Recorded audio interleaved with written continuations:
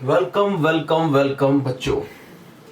तो भैया आज हम फाइनली बहुत वेट के बाद फाइनली आ गए हैं क्लास 10th के लेक्चर्स पे। तो बच्चों की रिक्वायरमेंट की वजह से स्टार्ट करना ही पड़ा हमें क्लास 10th। तो CBSE class 10 subject science physics part हम कवर करेंगे। वेलकम बच्चों चैनल कॉन्सेप्ट वाले बाबा पे। मेरा नाम है आशु वर्मा, मैं मेरठ से हूँ और आपका जितना भी फिजिक्स पार्ट है वो मैं सब कवर कराऊंगा। डिफरेंट क्या है? डिफरेंट ये मिलेगा आपको कुछ जितने भी आप टॉपिक पढ़ेंगे मेरे से सब डिटेल में पढ़ेंगे। अगर कोई बच्चा ओवरव्यू लेके बाहर जाने वाला है तो मैं कह रहा हूं अभी चले जाओ, क्योंकि जितने भी पार्ट हम पढ़ने जा रहे हैं वो सब डिटेल में पढ़ेंगे। ठीक है, चलिए शुरू करते हैं। तो सिलेबस है हमारा 6 चैप्टर है फिजिक्स के टोटल, लिखे हैं सामने। Electricity, magnetic effect of current, sources of energy, reflection of light, refraction of light, human आई। ठीक है, कुछ कुछ इसे एक ही बोलते हैं लाइट। बहुत बढ़िया, आगे तो एक बात समझ लेते हैं पहले। तो क्लास 9th इज जो है उसमें जो आप पढ़ते हैं उसका अपग्रेडेड वर्जन आप पढ़ते हैं कहां पे? क्लास 11th में। यानी कि जो चैप्टर्स आपने कहां पढ़े हैं 9th में, उसके अपग्रेडेड चैप्टर पढ़ते हैं आप कहां पर? 11th में। सेम होता है 10th और 12th का। यानी कि आप जो चैप्टर पढ़ रहे हैं 10th में, अब उसका अपग्रेडेड वर्जन अगर आप साइंस लेते हैं और फिजिक्स लेते हैं आगे चल के, तो उसका अपग्रेडेड वर्जन आप क्लास 12th में भी पढ़ेंगे। क्लियर? जैसे कि आपके ये जो चैप्टर्स हैं, electricity, reflection of light, refraction of light, तो ये बच्चे क्लास 12th में भी रिपीट होते हैं, बट कंडीशंस ये हैं कि इनके अपग्रेड हो गए पढ़ते हैं। यानी कि जो आप यहां पढ़ रहे हैं उसका बिल्कुल डिटेल में आप क्लास 12th में भी पढ़ेंगे। ठीक है, तो आज हम क्या स्टार्ट करेंगे? तो बच्चों हम सबसे पहला जो चैप्टर स्टार्ट करेंगे जो स्कूल में भी स्टार्ट होता है, ताकि आप पीछे ना रह जाएं, तो जो होता है वो है रिफ्लेक्शन ऑफ लाइट। ठीक है, आज हम ये वाला चैप्टर स्टार्ट करने वाले हैं, रिफ्लेक्शन ऑफ लाइट। पूरा डिटेल में स्टडी करेंगे, बिल्कुल बेसिक से। बिल्कुल बेसिक का मतलब वो बच्चा भी कवर हो जाएगा जिसको कुछ नहीं आता था पहले। क्लियर हो गई बात? आपको क्या करना है, आपको वीडियो को डिटेल में देखना है। यानी कि अगर कहीं नहीं समझ में आता दोबारा देखो। ठीक है, कोई दिक्कत आती है कमेंट कर दो, वो मैं बताऊंगा आपको। क्लियर? चलिए तो स्टार्ट कर रहे हैं रिफ्लेक्शन ऑफ लाइट, और अगली स्लाइड आपको रिफ्लेक्शन ऑफ लाइट की हम स्टार्ट कर। चलिए देखिए, तो सबसे पहले पढ़ रहे हैं रिफ्लेक्शन ऑफ लाइट में लाइट की लाइट क्या होती है। ठीक है, उसके बाद रिफ्लेक्शन में पढ़ेंगे। तो लाइट इज अ बच्चा form of energy which enable us to see object. यानी कि लाइट एक तरह की एनर्जी है। क्लियर? एनर्जी की यूनिट क्या होती है? एनर्जी की यूनिट होती है जूल।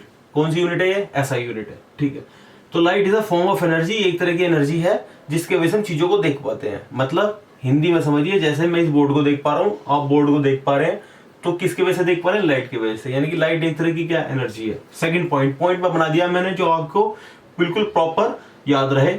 नोट्स बनाते रहिएगा। नोट्स बनाने के ऐसे ही, इसलिए मैंने ऐसे लिखा है ताकि आप नोट्स बना सकें। Second point, it is a type of electromagnetic wave. मतलब ये कोई नया वर्ड है क्या? आपने पहली बार पढ़ा है क्या इलेक्ट्रोमैग्नेटिक वेव? तो मैं आपको एक चीज बता देता हूं, जिसको नहीं पता, क्लास 9th में जब आपने चैप्टर पढ़ा था साउंड, था क्या? था। तो साउंड में आपने टाइप्स ऑफ वेव पढ़ा था। तो मैं आपको याद दिलाता हूं, 3 टाइप की वेव होती है बच्चों। क्लास 9th में आपने पढ़ी थी मैकेनिकल वेव, जिसका एग्जांपल था साउंड वेव, मैकेनिकल वेव। दूसरी तरह की वेव होती है इलेक्ट्रोमैग्नेटिक वेव। ठीक है, जिसको हम बोल देते हैं EM वेव। और तीसरी होती है बच्चों मैटर वेव। क्लास 9th में आपने ये पढ़ना था, बट आपको बताया था स्कूल में केवल ये करा देते हैं मैकेनिकल वेव। ठीक है, तो 3 तरह की वेव होती हैं, मैकेनिकल, EM, मैटर। आपको लिख नहीं रहा हूं मैं, ओवरव्यू दे रहा हूं ऐसी, क्योंकि हमें इसमें डिटेल में नहीं जाना है। क्योंकि ये आप 9th में पढ़ते हैं, ये वाली 12th में पढ़ते हैं, और ये वाली भी 12th में पढ़ते हैं।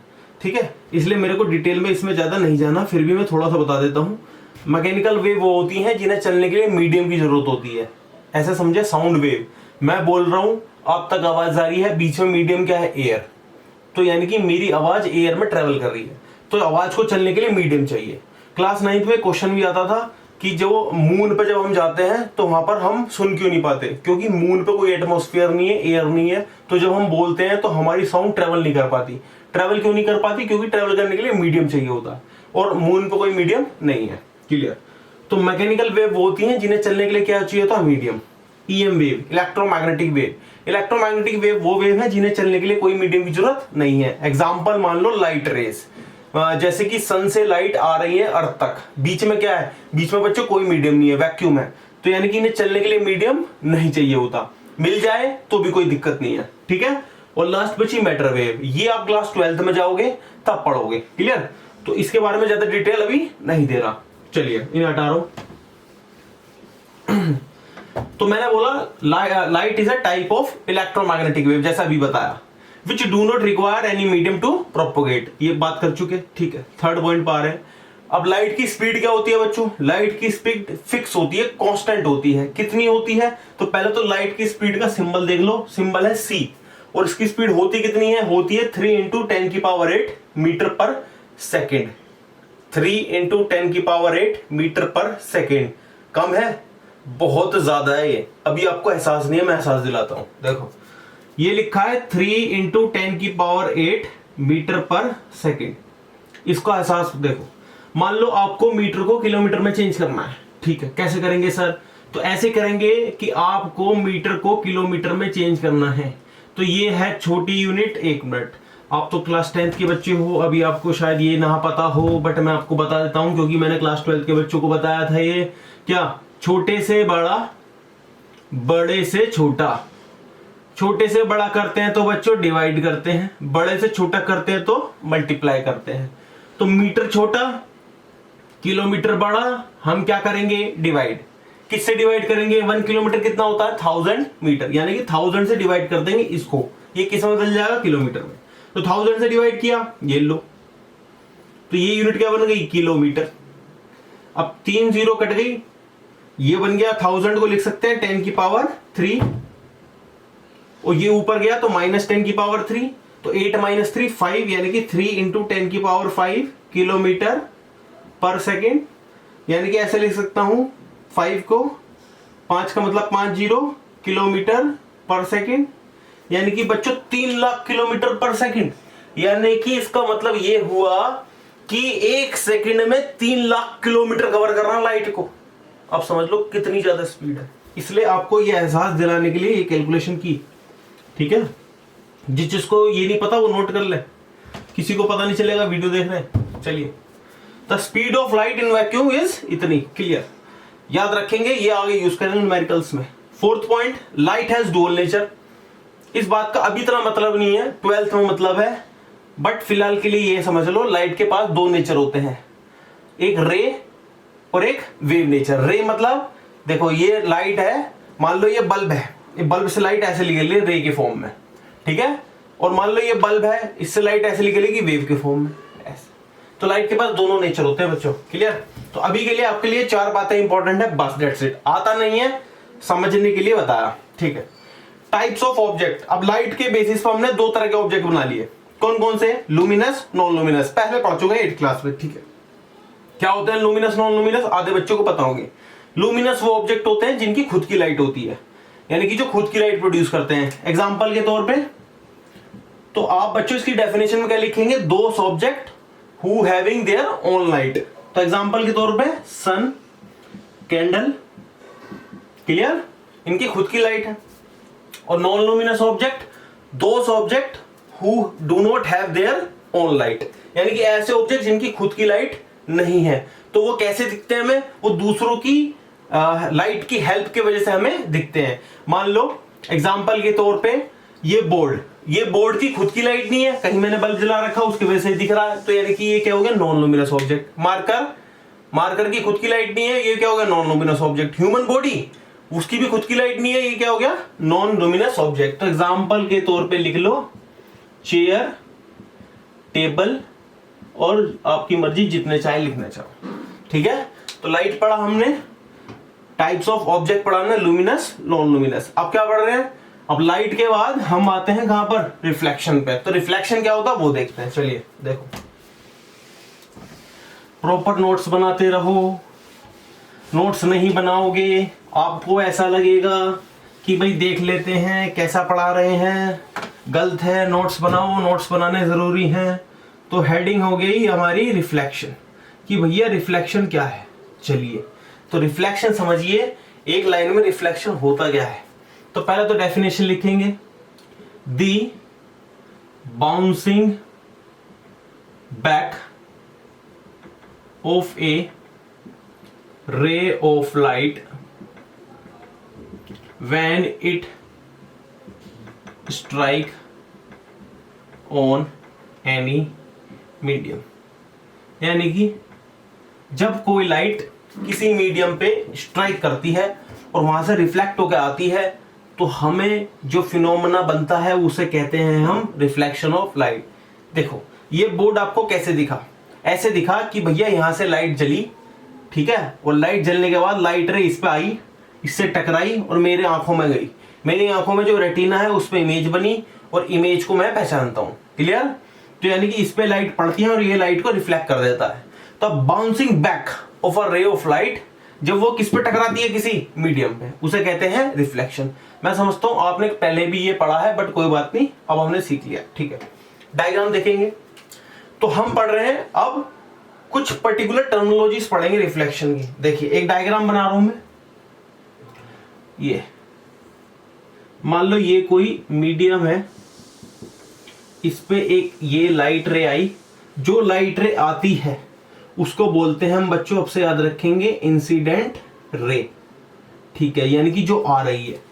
अब इससे टकराई, ये हो गया क्या, पॉइंट ऑफ इंसिडेंस, यानी कि टकराने के बाद, यानी कि जिस पॉइंट पर टकराएगी उसे कहेंगे पॉइंट ऑफ इंसिडेंस। अब टकराने के बाद बाउंस बैक होगी, तो ये रे इधर चली गई, इसे बोलेंगे रिफ्लेक्टेड रे, यानी कि जो रे रिफ्लेक्ट होके चली गई।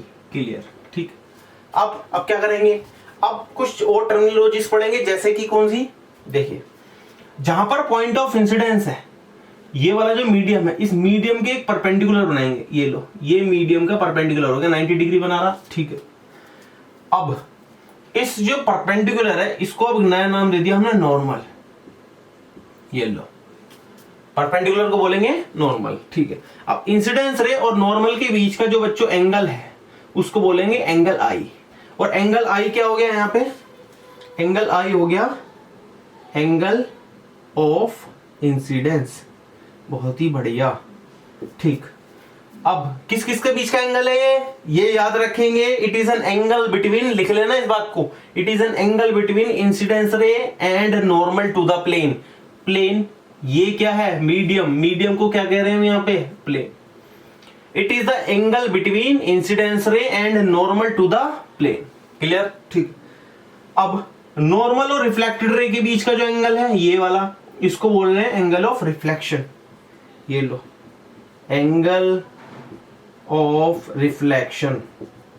ठीक है, ये किस किस के बीच का एंगल है, it is the angle between reflected ray and normal to the plane. तो बच्चों angle of incidence, angle of reflection की डेफिनेशन भी आपको पता होनी चाहिए। ये बात समझ ली। तो कुछ बात हमने पढ़ ली, जैसे कि इंसिडेंस रे क्या, जो रे आ रही है वो इंसिडेंस रे, रिफ्लेक्टेड रे जो रे जा रही है वो रिफ्लेक्टेड रे, नॉर्मल क्या है, जो प्लेन का परपेंडिकुलर है उसी को हम नॉर्मल बोलते हैं। आई क्या है, एंगल ऑफ इंसिडेंस, आर क्या है, एंगल ऑफ रिफ्लेक्शन। इतनी बातें हमें क्लियर हो गई, बहुत बढ़िया। तो रिफ्लेक्शन पढ़ लिया हमने, the bouncing back of a ray of light is called reflection. ठीक, चलिए आगे क्या पढ़ेंगे, अब आगे पढ़ेंगे टाइप्स ऑफ रिफ्लेक्शन, कि भैया रिफ्लेक्शन के क्या क्या टाइप्स हैं। चलिए स्टार्ट। चलिए देखिए, अब पढ़ रहे हैं लॉज ऑफ रिफ्लेक्शन। तो टाइप्स ऑफ रिफ्लेक्शन से पढ़ने से पहले लॉस पढ़ लेते हैं, जो कि इंपॉर्टेंट है बच्चों। ये पूछे जाते हैं पेपर में, कई बार बोर्ड में आ चुके हैं, क्या लॉज ऑफ रिफ्लेक्शन होते हैं। तो आपको बता देता हूँ, लॉज मतलब समझिए रूल, कि रिफ्लेक्शन के क्या रूल्स हैं। क्लियर? तो इसके दो रूल्स हैं, अगर ये दो रूल फॉलो होते हैं तो हम कहते हैं भैया रिफ्लेक्शन है, अगर नहीं फॉलो होते तो हम कहते हैं रिफ्लेक्शन नहीं है। तो पहला रूल क्या है, जिसे हम कहते हैं फर्स्ट लॉ। फर्स्ट लॉ कहता है incidence ray, reflected ray and normal to the plane all lie in same plane. इसका मतलब पहले तो बच्चों समझो प्लेन क्या है। प्लेन समझाता हूं मैं आपको, प्लेन क्या होता है। देखो, अगर कहीं मिनिमम दो एक्सेस गिवन है, मान लो डस्टर है, देखिए ये इसकी एक्स एक्सिस, ये इसकी वाई एक्सिस। क्लियर? तो यानी कि इस पे दो एक्सिस है, तो दो एक्सिस मिलके ये वाली एक सरफेस बना रहे हैं और इस सरफेस को बोल रहे हैं हम एक प्लेन। यानी कि एक प्लेन को बनाने के लिए मिनिमम दो एक्सिस की जरूरत है, तीन मिल जाए बहुत बढ़िया। एक एक्सिस से कभी भी प्लेन नहीं बनता, कितने से बनता कि मिनिमम दो एक्सिस। तो यानी कि देखिए ये एक्स एक्सिस ये वाई एक्सिस, तो ये हो गया एक प्लेन। हाथ देखिए एक्स एक्सिस वाई एक्सिस, तो क्या बन गया ये एक प्लेन।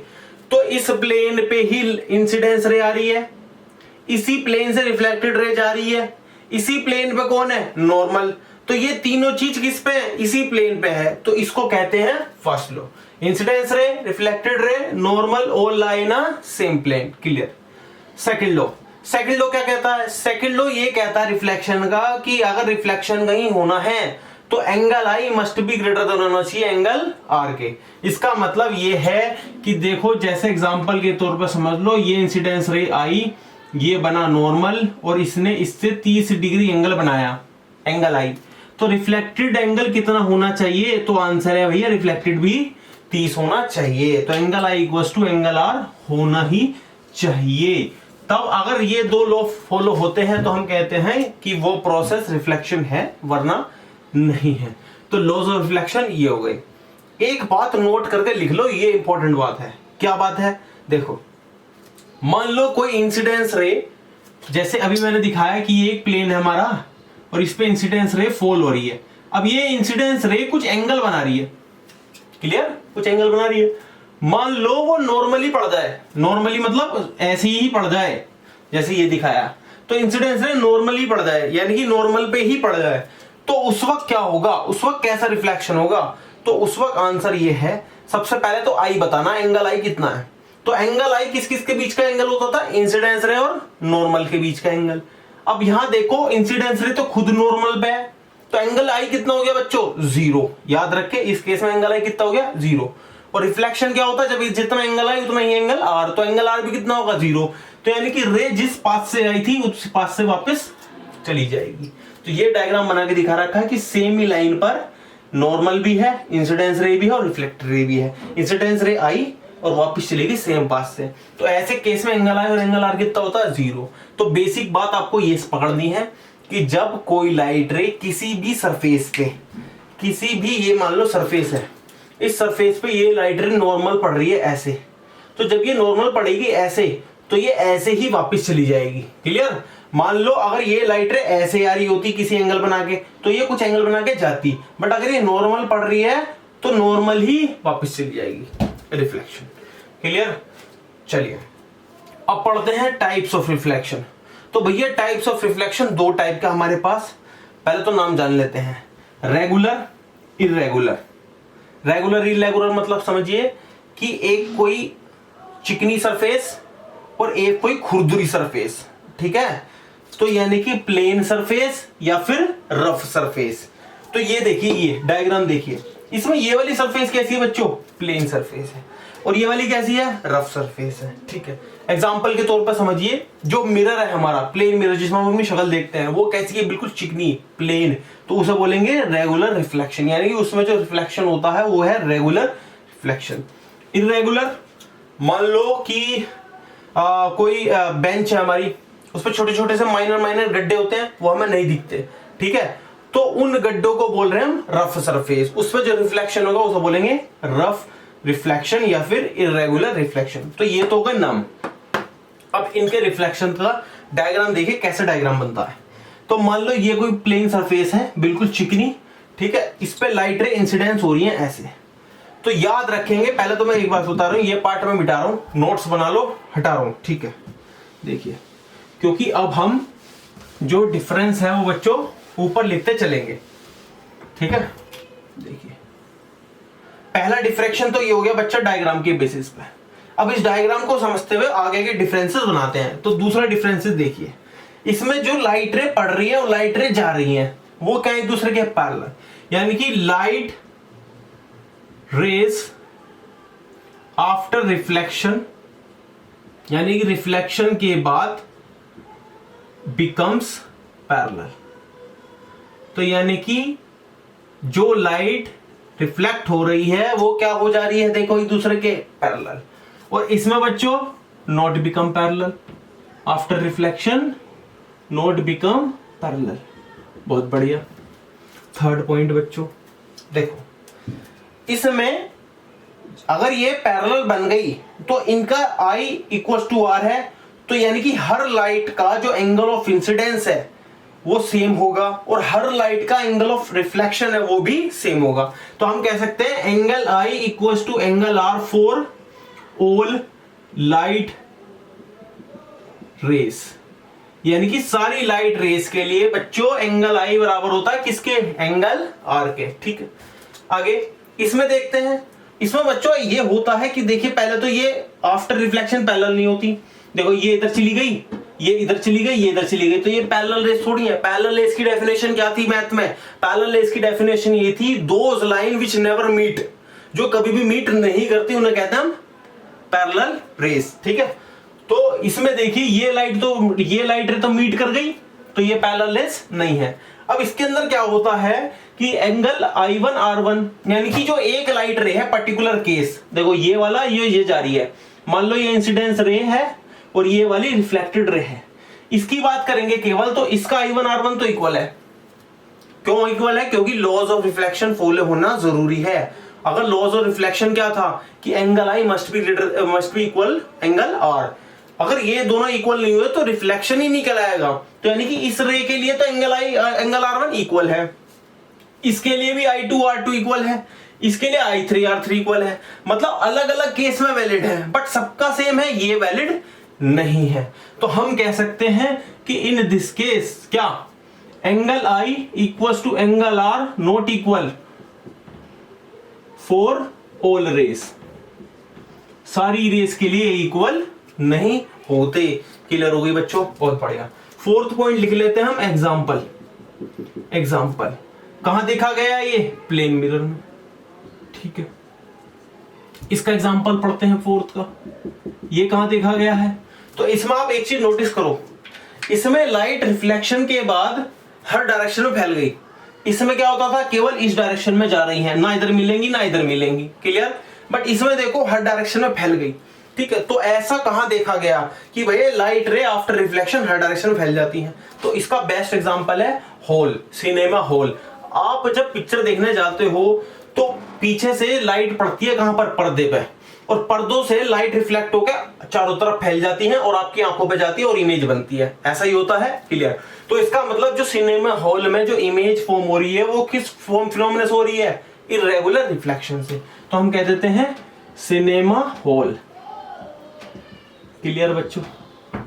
चलिए, तो टाइप्स ऑफ रेगुलर रिफ्लेक्शन हो गया। अब हम आगे पढ़ेंगे कुछ और टॉपिक्स इसी लेक्चर के अंदर, तो कंटिन्यू कर। तो देखिए, अब पढ़ रहे हैं टाइप्स ऑफ इमेजेस। ये कुछ एक्स्ट्रा टॉपिक है। देखो बच्चों, बेस बना रहा हूं मैं आपका। ठीक है, न्यूमेरिकल जब आप करेंगे तो उससे पहले हमें बेस बनाना है। तो मैं जो भी पढ़ा रहा हूं फिलहाल के लिए वो आपका मैं बेस क्रिएट कर रहा हूं ताकि आपको एक एक टर्म क्लियर रहे। क्लियर? तो हम पढ़ रहे हैं टाइप्स ऑफ इमेजेस। तो आपके जब आप न्यूमेरिकल करेंगे तो कुछ टर्म्स आएंगे, real image, virtual image, react image, inverted image. ठीक है, तो आपके ये क्लियर होना चाहिए कि है क्या। सबसे पहले हम डिफरेंस पढ़ रहे हैं रियल इमेज और वर्चुअल इमेज में। आपने जो अभी तक की डेफिनेशन पढ़ी थी, real image which can B obtain on a screen, virtual image which can not obtain on a screen, ये सब रटने के लिए बहुत बढ़िया है, बट एक्चुअल डिफरेंस आज आपको कंफर्म हो जाएगा क्या डिफरेंस है। देखिए, मैं आपको पहले बेसिक बातें बता देता हूं क्या है। मान लो कि ये है मिरर। ठीक है, मिरर है ये। इस मिरर में मैं अपनी इमेज देख रहा हूं, दिख रही है। अगर मैं यहां से चला जाऊं, ठीक है, तो इस मिरर में क्या मेरी इमेज होगी? तो आंसर है नो। यानी कि मैं जब तक यहां पर हूं, जब तक इमेज है, अगर मैं यहां से चला जाऊं फिर इमेज ना रहे, तो इसका मतलब ऐसी इमेज को कहते हैं बच्चों वर्चुअल इमेज। क्या कहते हैं? Virtual image. मतलब कि जब तक ही इमेज है, जब तक ऑब्जेक्ट है, ऑब्जेक्ट चला गया इमेज भी चली गई। ठीक, तो ये होती है वर्चुअल इमेज। तो ये डेफिनेशन पढ़ लो, these are image which will present till object is there. जब तक ऑब्जेक्ट है जब तक वो प्रेजेंट है। अब पढ़ेंगे रियल की बात। रियल, मान लो आप सिनेमा हॉल में पिक्चर देख रहे हैं। ठीक है, अब वहां पर सलमान खान आ रहा है हॉल में। क्लियर है? तो मेरे को बताओ क्या सलमान खान हॉल में है? नहीं है, बट उसकी इमेज सामने है। यानी कि ऐसी इमेज जहां पर ऑब्जेक्ट होना जरूरी नहीं है, कंपल्शन नहीं है, फिर भी इमेज है, तो ऐसी इमेज को कहते हैं बच्चों real image. These are image which can be present either object present और नॉट। क्लियर, बहुत बढ़िया। अब अगली, ऐसी इमेजों को हम स्क्रीन पे ले सकते हैं, यानी कि रियल इमेज इन्हें स्क्रीन पे ले सकते हैं। Virtual can not be taken on screen. ठीक। थर्ड, ये बच्चों इस वाले थर्ड पॉइंट को याद रखने का न्यूमेरिकल में बहुत ज्यादा यूज है। रिप्रेजेंटेड बाय फुल लाइन, यानी कि जो फुल लाइन से रिप्रेजेंट होंगी उन्हें कहेंगे हम रियल, और वर्चुअल को ऑप्शन डिनोट करेंगे डॉटेड लाइन से। क्लियर, यानी कि जो वर्चुअल इमेज है वो डॉटेड इमेज बन रही होगी, और जो रियल इमेज है वो फुल लाइन से बन रही होगी। क्लियर, उसमें कोई डॉट नहीं होगा। आगे fourth point, image formed in cinema hall, ये एग्जांपल हो गया जो मैंने अभी आपको बताया। और मिरर वाला कौन सा एग्जांपल हो गया? वर्चुअल इमेज का। तो मैं समझता हूँ रियल इमेज और वर्चुअल इमेज आपको बहुत बढ़िया तरह से क्लियर हो गया होगा। ठीक है, अब बढ़ रहे हैं इरेक्ट इमेज इन्वर्टेड इमेज की तरफ। तो एक टर्म यूज कर रहा हूं मैं, प्रिंसिपल एक्सिस। ये जो टर्म है बच्चों, आप जब हम थोड़ा लेक्चर आगे बढ़ेंगे, एक दो लेक्चर आगे जाएंगे, तो उसमें हम पढ़ेंगे टर्मिनोलॉजीज, मिरर की टर्मिनोलॉजी, जैसे कि फोकस क्या है, पोल क्या है, प्रिंसिपल एक्सिस क्या है। क्लियर, तो वहां पर हम ये टर्म पढ़ेंगे प्रिंसिपल एक्सिस। फिलहाल के लिए आपको याद रखना है, जो इमेजेस प्रिंसिपल एक्सिस के ऊपर बनेगी, मान लो कि ये एक मिरर है, ठीक है, ऐसे मान लीजिए, और मिरर का ये सेंटर लाइन है ऐसे। ठीक है, तो ये जो सेंटर लाइन है, ये वाली मार्कर वाली जो सेंटर लाइन है, इसको हम प्रिंसिपल एक्सिस बोल रहे हैं। क्लियर, अब इस प्रिंसिपल एक्सिस से ऊपर जो इमेज बनेगी वो है इरेक्ट, और जो नीचे बनेगी वो है इन्वर्टेड। बहुत ही बेसिक बात में आपको मैंने समझा दिया। तो इरेक्ट इमेज क्या है? जो प्रिंसिपल एक्सिस के ऊपर होती है। इन्वर्टेड क्या है? जो प्रिंसिपल एक्सिस के नीचे होती है। आपको एक डायग्राम दिखाऊंगा मैं, उससे आपको शायद थोड़ा बहुत समझ में आए। ठीक, तो हम जो डायग्राम पढ़ रहे हैं वो है image formation by plane mirror. ठीक, प्लेन मिरर में जो इमेज फॉर्म होती है वो बना के दिखाओ। तो वही बना के दिखाएंगे हम। देखिए, मान लो ये एक प्लेन मिरर है, मान लिया हमने, ठीक है, और यहां पर हमारी आई है बच्चों, ये रही आई। ठीक, चलिए, ये ऑब्जेक्ट है यहां रखा हुआ है, इस ऑब्जेक्ट को हम मिरर में देखना चाहते हैं।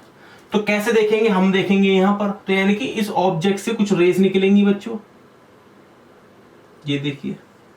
ठीक है, ये कौन सी रेस होगी बच्चों? इंसिडेंस रे। इस ऑब्जेक्ट से निकली तो बहुत सारी रेस, ठीक है, बहुत सारी रेस निकली, बट इमेज को फॉर्म करने के लिए कम से कम आपको दो रे की जरूरत होती है। तो हमने दो रे पकड़ ली। ठीक है, थोड़ा सा सीधा कर देते हैं इसे। चलिए, अब ये जो दो रे हैं बच्चों, ये रिफ्लेक्शन करेंगी, और रिफ्लेक्शन होके कहां जाएंगी? आई पर जाएंगी। तो ये हमने एरो से दिखा दिया कि भैया ये रिफ्लेक्शन होकर कहां जा रही है? आई पे जा रही है। तो याद रखना, एरो बहुत जरूरी है दिखाने। तो बच्चों यहां क्या बनेंगे? यहां बनेंगे एंगल आई और एंगल आर। तो ये वाला एंगल I1, ये वाला एंगल R1। ऐसी इसमें बनेगा, ये क्या है? Angle I2, angle R2। एक बात बता देता हूं, ये कौन सा रिफ्लेक्शन होगा? रेगुलर या फिर डिफ्यूज? सॉरी, क्या बोलते हैं उसे? रेगुलर या फिर इरेगुलर? तो कौन सा है ये? तो ये बच्चों रेगुलर है। बट सर आपने तो I1 I2 लिख दिया, इससे मैटर नहीं करता, हम बाद में दिखा देंगे I1 I2 इक्वल है। क्लियर? ठीक है, तो ऑब्जेक्ट से रेस निकली, वो आफ्टर रिफ्लेक्शन कहां पे गई? आई पर। बट आई से कहां देखेगा? Behind the mirror. तो यानी कि ये कहां बनेगी बच्चों? कहीं यहां बनेगी। देखिए, तो ऑब्जेक्ट यहां है और इमेज कहां बन रही है? यहां पर। क्लियर? मैंने डॉटेड लाइन से दिखाया ये, तो डॉटेड लाइन क्या होगी बच्चों? वर्चुअल, यानी कि इमेज कैसी बनी है? वर्चुअल। क्लियर? अब मान लो ये जो हमारा प्लेन मिरर है, ये वाला प्लेन मिरर, अब इस प्लेन मिरर का मिडल पोर्शन ले ले यहां पे। तो देखो, ये मिडल पोर्शन से ऊपर बनी है ना, तो इसे कहेंगे वर्चुअल एंड इरेक्ट। बहुत बढ़िया। जो मैंने अभी बताया था, इरेक्ट कौन सी होती है? जो प्रिंसिपल एक्सिस के ऊपर होती है। तो यानी कि आपको एक बात पता चल गई, प्लेन मिरर में वर्चुअल इमेज फॉर्म होती है और इरेक्ट होती है। ठीक है, और ये हो गया डायग्राम किसका? प्लेन मिरर का इमेज फॉर्मेशन का। ठीक है बच्चों, बहुत बढ़िया। आगे क्या करेंगे? आगे अब हम पढ़ेंगे प्लेन मिरर की कैरेक्टरिस्टिक्स, जो कि बहुत ज्यादा इंपॉर्टेंट है, ये आपको बहुत जरूरी है समझना। ठीक है, तो अब हम हेडिंग डालने वाले हैं कैरेक्टरिस्टिक्स ऑफ प्लेन मिरर। तो देखिए, कैरेक्टरिस्टिक्स ऑफ प्लेन मिरर ये पढ़ने जा रहे हैं हम, बहुत ही इंपॉर्टेंट है, याद रखना, बोर्ड में इसके ऊपर पूछ लिया जाता सीधा सीधा। ठीक है, तो कैरेक्टरिस्टिक्स ऑफ प्लेन मिरर 5 भी लिखवा सकते हैं, 4 भी लिखवा सकते हैं। मैंने एक को 2 करके लिखवा दिया, ये बताता हूं क्या। सबसे पहले कैरेक्टरिस्टिक्स देखिए क्या है। Image formed on plane mirror is virtual and erect, वो तो अभी बताया, वर्चुअल होती है और इरेक्ट होती है। तो बच्चों आप इसे 2 पॉइंट भी बना सकते हैं, बुक में 2 पॉइंट बना के दे रखा है, image form by plane mirror is virtual, और सेकंड पॉइंट बना रखा है image form by plane mirror is erect. Clear, मैंने एक ही पॉइंट बना दिया, आप 2 बना सकते हैं। तो image form by plane mirror is virtual and direct, ये आप पढ़ चुके हैं। वर्चुअल क्यों? क्योंकि बिहाइंड द मिरर फॉर्म हो रही है, डॉटेड लाइन से हमने रिप्रेजेंट किया है, और ये तभी तक है इमेज जब तक ऑब्जेक्ट वहां पर खड़ा है, ऑब्जेक्ट चला गया इमेज भी चली गई। ठीक है, इरेक्ट क्यों? प्रिंसिपल एक्सिस के ऊपर है। क्लियर होगी बात। सेकंड कह रहा है image formed is same size as the object. देखो, आप जब अपनी शक्ल को शीशे में देखते हैं तो आपका जो चेहरा है, क्या उसका साइज ऐसा हो जाता है कि भाई वो मोटा हो गया हो, छोटा हो गया हो, और आप पतले लगने लगे हो, आप मोटे लगने लगे हो? ऐसा तो नहीं होता। यानी कि आपका जो साइज है रियल लाइफ में वो ही प्लेन मिरर में दिखता है। तो इसका मतलब image formed by same size of that object, यानी कि जो इमेज का साइज है वो वही रहता है जो आपका साइज है, वो चेंज नहीं होता प्लेन मिरर में। ये विशेषताएं हैं किसकी? प्लेन मिरर की। थर्ड पॉइंट कह रहा था distance of image formed from mirror is same as that of object from mirror. मतलब जितनी दूर आप प्लेन मिरर से हैं, मान लो ये प्लेन मिरर और आप इससे इतनी दूरी पर हैं, तो इतनी ही दूरी पर क्या बनेगी बच्चों? आपको आपकी इमेज बनेगी। क्लियर? तो यानी कि इमेज का डिस्टेंस मिरर से वो सेम होता है ऑब्जेक्ट का डिस्टेंस मिरर से। थर्ड पॉइंट क्लियर हो गया। फोर्थ कह रहा है image formed in plane mirror is laterally inverted. नया टर्म आ गया, लेटरली इन्वर्टेड, पढ़ रखा है आपने, बता देता हूं फिर भी क्या होता है। लेटरली इन्वर्टेड का मतलब है जब आप शीशे में देखते हैं और अपना ये वाला हाथ ऊपर करते हैं, तो ये वाला हाथ कौन सा हो गया? राइट। बट शीशे का वाले की जो इमेज बनी है, शीशे के अंदर जो इमेज बनी है, उसका ये वाला हैंड कौन सा है बच्चों? लेफ्ट। ठीक है, तो हमारा कौन सा है? राइट, और शीशे का कौन सा है? लेफ्ट वाला हाथ। क्लियर? तो ऐसे को कहते हैं हम लेटरली इन्वर्टेड, यानी कि इमेज का क्या हो जाना? रिवर्स हो जाना। देखो ऐसी थी इमेज, वो ऐसे हो गई, रिवर्स हो गई। क्लियर? ठीक है, तो लेटरली इनवर्स यानी कि साइड वाइज रिवर्स, अपवाइज नहीं। देखो रिवर्स भी 2 टाइप के होते हैं, एक होता साइड वाइज रिवर्स, ठीक है, और एक होता अपवाइज, यानी कि ये ऐसे है तो ये ऐसे हो जाना। क्लियर? तो ये साइड वाइज रिवर्स होता है किसमें? मिरर में। अपवाइड नहीं होता। क्यों नहीं होता? ऐसा तो नहीं होता कि आप अपनी शक्ल को मतलब मिरर में देख रहे हैं और आपका मुंह ऊपर की जगह नीचे आ रहा है, ऐसा तो नहीं होता। तो इसमें साइड वाइज रिवर्स होता है, याद रखना ये बात। तो ये बच्चों 4 कैरेक्टरिस्टिक्स है प्लेन मिरर की, बहुत ज्यादा इंपॉर्टेंट है, आपको याद रखनी है। Uses of plane mirror next heading में पढ़ रहे हैं, 2 यूजेस बता रहा हूं, बहुत काम के यूजेस है। एक तो हम अपनी इमेज देखते हैं प्लेन मिरर में, are used to see ourselves, बहुत बड़े एग्जांपल, बच्चों को याद रखने के लिए बेस्ट है। क्लियर? दूसरा है, ये भी आप पढ़ चुके हैं, किसी स्कूल में शायद कराया हो, किसी स्कूल में नहीं कराया हो, बट बता देता हूं, पेरिस्कोप बनाने में ये काम आता है। भैया पेरिस्कोप क्या है? पेरिस्कोप ऐसे समझिए आप कि मान लो ये कोई सबमरीन है और ये पानी में डूबी हुई है, ठीक है। अब सबमरीन के बाहर का देखना है, तो बाहर का कैसे दिखे? तो आपने देखा होगा सबमरीन में एक ऐसा यंत्र टाइप होता है जिसमें एक ऑफिसर आता है और इसमें झांकता है और आप उसको इधर का नजर आता है। वो उस इंस्ट्रूमेंट को, ये वाले इंस्ट्रूमेंट को हम बच्चों बोलते हैं पेरिस्कोप। इसमें 2 प्लेन मिरर लगाए जाते हैं एक पर्टिकुलर एंगल्स पे। क्लियर? आप जाएंगे, सर्च करेंगे यूट्यूब पे, तो पेरिस्कोप कैसे बनता है, तो वहां पर पूरी की पूरी आपके पास रेसिपी है किसकी? पेरिस्कोप बनाने की, बहुत बढ़िया। ठीक है, तो बच्चों आज के लेक्चर में थोड़ा सा इतना ही रखते हैं, ज्यादा बड़ा नहीं करते हैं लेक्चर को, काफी ऑलरेडी बहुत बड़ा हो गया है। कुछ न्यूमेरिकल्स, कुछ क्वेश्चंस होमवर्क के लिए मैं आपको दे रहा हूं, आप कमेंट सेक्शन में उसके मेरे को आंसर बताएंगे। क्लियर? तो अभी के लिए मैं यहां पर बोर्ड पे वो न्यूमेरिकल उतारता हूं, आप उस उतारेंगे, ठीक है। तो ये रहा बच्चों होमवर्क आपका, 2 क्वेश्चन दिए हैं मैंने आपको, बहुत ही इंटरेस्टिंग क्वेश्चन है, मैं पढ़ के ही बता देता हूं एक बार। The figure shows image of a clock as seen in a plane mirror, the correct time is, यानी कि एक आपको क्लॉक दिखाई गई है, इसमें ये क्लॉक जो है प्लेन मिरर के सामने रखी है और जो इमेज बनी हुई है, इमेज की आपको पिक्चर दी गई है, आपको बताना है कि जो एक्चुअल क्लॉक होगी, मतलब ऐसे समझिए कि ये कोई प्लेन मिरर है, यहाँ कोई क्लॉक रखी हुई है, ठीक है, और इसके इधर की साइड जो इमेज फॉर्म हो रही है वो इमेज आपको दी गई है। तो पूछ रहा है कि क्लॉक में कितना टाइम हो रहा होगा, ये टाइमिंग्स आपको दी गई हैं, आपको ये बताना है। सेकंड कह रहा है एक man stand 10 metre in front of a plane mirror. ये कह रहा है कि कोई प्लेन मिरर है, उसके सामने एक इंसान खड़ा है 10 मीटर की दूरी पे, ये 10 मीटर की दूरी है, ठीक है। कह रहा है कि वो कितना चले, हाउ फार मस्ट ही वॉक्स। फार मतलब या तो पीछे चले या आगे चले, इससे मतलब नहीं है, ठीक है, कितना भी हो सकता है। फार मतलब ये भी और ये भी, पीछे भी आगे भी, कितनी दूरी वो चले कि इमेज और उसके बीच की जो डिस्टेंस है वो कितनी रह जाए, 5 मीटर। तो बच्चों आपने अगर कॉन्सेप्ट ध्यान से पढ़े होंगे तो आप इसे कर पाएंगे, ठीक है। ट्राई कीजिए घर पे। और आपने बच्चों जब इतना लंबा वीडियो एक बार देख ही लिया है, आपको समझ आ रहा है, तो बच्चों लाइक जरूर करके जाइएगा, चैनल को सब्सक्राइब जरूर कीजिए। और आपको वीडियो अच्छी लगती है तो मेरे को कमेंट में लिख के बताइए सर अच्छी लग रही है और बनाइए, आगे हम देखना चाहते हैं। और बच्चों अपने फ्रेंड्स के साथ जो क्लास 10th के बच्चे हैं उनके साथ शेयर कीजिए, क्योंकि मैं आपके लिए वीडियो तभी कंटिन्यू रख पाऊंगा बच्चों जब आपका सपोर्ट पूरा मेरे को मिलेगा।